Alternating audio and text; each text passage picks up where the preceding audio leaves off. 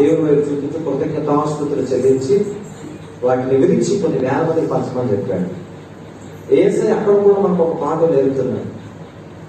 అక్కడ కూడా ఒక పాట నేర్పుతున్నాడు. మనం ఆహారం తినే ముందు మనం ప్రతి దాన్ని బట్టి కృతజ్ఞత చెప్పాలి దేవునికి.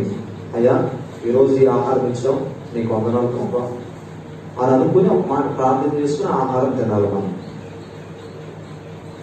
కొంతమంది పెట్టడం ఆలస్యం, 12 గంటలకు పెట్టడం ఆలస్యం, అస్సలు ఎంత స్పీడ్ తింటారో వాళ్ళు.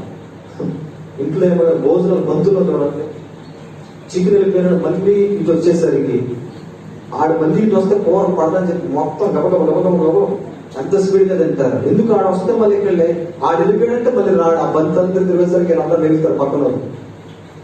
కాబట్టి ఇక్కడ ఉండగానే ఎంత మొక్కుకుంటారో, ఎంత స్పీడ్ గా తింటారో కొంతమంది.